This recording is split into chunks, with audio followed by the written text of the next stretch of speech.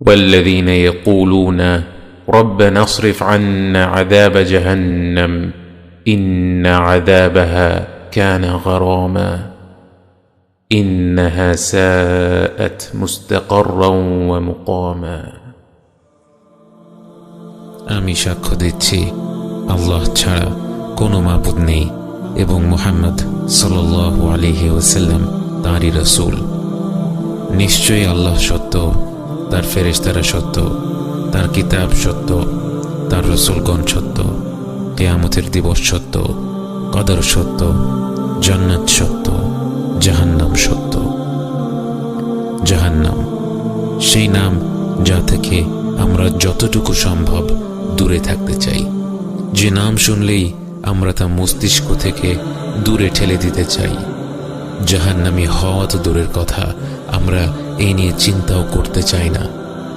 কিন্তু জাহান্নাম সত্য এবং আল্লাহ আমাদেরকে এর ব্যাপারে সতর্ক করেছেন। আপনার নিজের সন্তান যদি আগুনের দিকে হাত বাড়ায়, আপনি বলবেন না তাকে আগুনের মতো ভয়াবহ বিষয়ের কথা বলে লাভ কি? ছোট মানুষ এসব কথা শুনলে ভয় পাবে। আপনি জানেন সে আগুনে হাত দিলে তার হাতটা পুড়ে যাবে, তাই আপনি তার প্রতি ভালোবাসার কারণেই তাকে আগুনের ব্যাপারে সতর্ক করে দেবেন। পবিত্র কোরআনে যে বিষয়গুলো বারবার এসেছে তার মধ্যে একটি হলো জাহান্নামের ব্যাপারে সতর্কতা, কারণ আল্লাহ জানেন এই বিষয়ে মানুষ অনেক বেশি খামখেয়ালি। আল্লাহর রহমত অসীম এ কথা ভেবে অগণিত বান্দা জাহান্নামকে ভুলে সেই ভয়ঙ্কর পরিণতির দিকে নিজেদের ঠেলে দেবে। আল্লাহ জাহান্নামকে সৃষ্টি করেছেন অবিশ্বাসী মুনাফিক বান্দাদের জন্য এবং এমন সব বিশ্বাসীদের জন্য যারা অনেক বেশি পাপ অর্জন করেছে। জাহান্নামের আছে এক অতোষণীয় ক্ষুধা। সূরা কফে আল্লাহ সুবহানাহু ওয়া তাআলা বলেন, একদিন আল্লাহ জাহান্নামকে জিজ্ঞেস করবেন, তোমার পেট কি ভরেছে? জাহান্নাম বলবে, হাল মিন মাজিদ, আরো কিছু আছে কি? রাসূল সাল্লাল্লাহু আলাইহি ওয়াসাল্লাম বলেন, জাহান্নামের প্রান্ত থেকে এর ভেতর একটি পাথর ফেলে দিলে সেই পাথর 70 বছর ধরে পড়তে থাকলেও এর তলায় পৌঁছবে না। জাহান্নামের আছে অনেকগুলো স্তর, যে যত নিচের স্তরে থাকবে তার শাস্তি তত বেশি কঠিন।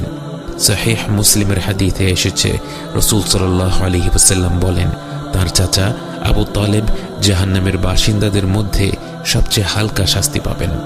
এই হালকা শাস্তি হলো তাকে আগুনের এক জোড়া জুতো পরিয়ে দেওয়া হবে, যার তাপের কারণে তার মস্তিষ্ক ফুটতে থাকবে। আল্লাহ যেন আমাদেরকে জাহান্নাম থেকে রেহাই দেন।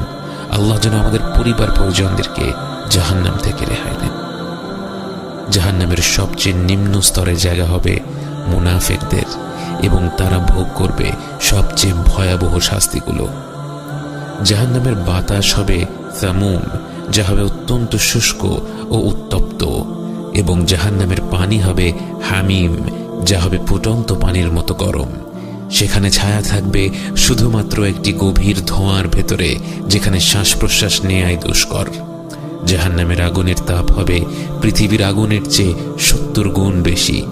যে পৃথিবীর আগুন এক মুহূর্তের জন্য আমাদের শরীর সইতে পারে না, আমরা কি করে জাহান্নামের আগুন সহ্য করার কথা ভাবতে পারি?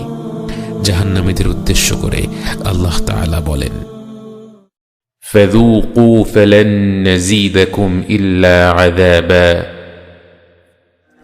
জাহান্নামে প্রতিনিয়ত শাস্তি বাড়তে থাকবে। প্রতিদিন যে শাস্তি দেয়া হবে তা তার আগের দিনের চেয়ে বেশি হবে, অর্থাৎ এই শাস্তিতে কারো অভ্যস্ত হয়ে যাওয়ার সুযোগ নেই।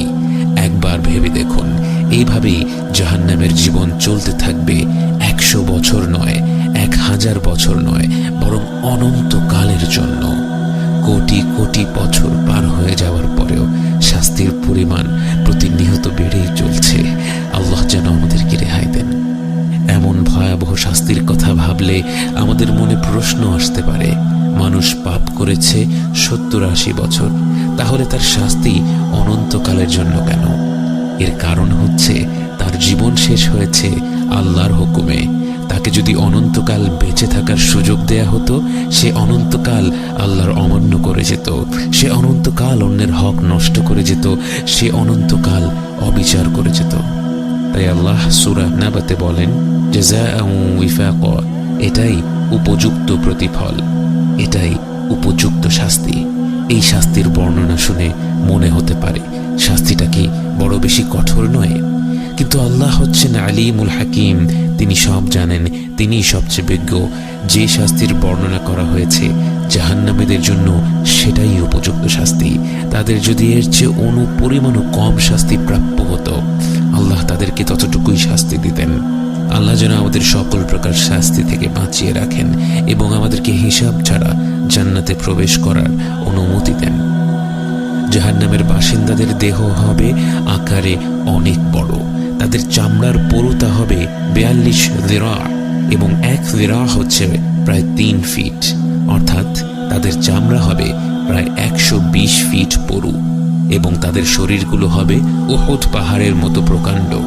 তাদেরকে এত বড় শরীর দেওয়ার কারণ হচ্ছে তারা যেন তাদের শাস্তিগুলো আরো প্রবলভাবে